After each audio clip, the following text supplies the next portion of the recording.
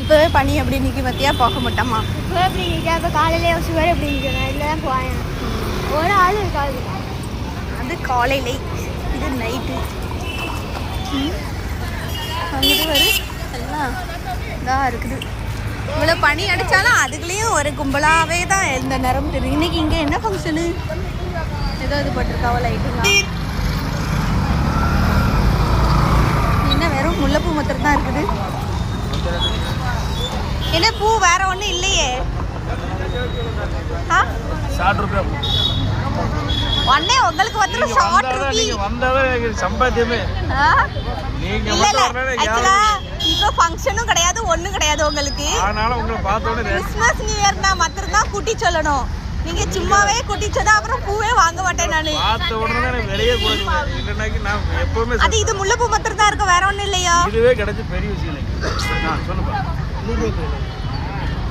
ரொம்ப அநியாயமாகவே வருஷத்தில் ஒரு நாள் தான் பூ வைக்கும். அதுவும் கிறிஸ்மஸ் நியூ இயருக்கு கூட ஓரளவுக்கு ரேட்டு கூட்டி விற்காங்கன்னு பார்த்தா நாளைக்கு ஒரு ஃபங்க்ஷனுமே கிடையாது. முகூர்த்த நாள் கூட அது இவங்களுக்கு இல்லை, மற்றவங்க தான் ஒரு சில இடத்துல இருக்கும். உடனே பூ ரேட்டு அநியாயமாக சொல்கிறாங்கப்பா. கொள்ள ரேட்டு ஒரு மலை பூ 60 ரூபா நாளைக்கு. அதுக்கு இன்றைக்கே 60 ரூபா வச்சு விற்காவோ.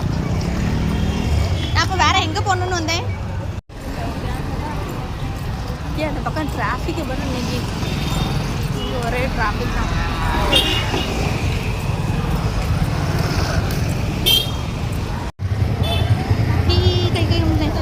கை முடிச்சுட்டு வந்துருக்கேன். வண்டியே இல்லையா?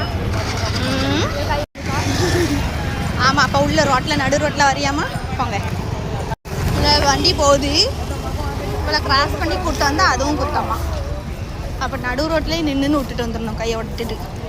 சின்ன சின்ன குருவிகளுக்கு கொஞ்சம் ரெக்க பறந்த மீன்ஸ் முளைச்சோடனே தன்னால் பறந்து பறந்து பொத்து பொத்துன்னு விழும். ஆனால் அதுக்கு நல்லா பறக்க தெரியுங்கிறது அப்போ தெரியாது. எங்கேயாவது போய் கீழே விழுந்து அடிபட்டும் பாரு, அப்போந்தான் அம்மா சொன்னது ஞாபகம் வரும். அதுக்கப்புறம் ஐயோ அம்மா நல்லது தான் சொல்லியிருக்காங்கன்ட்டு ஃபீல் பண்ணும் விழுந்து அடிபட்டதுக்கப்புறமா. அப்படி தான் என் பிள்ளை குட்டி.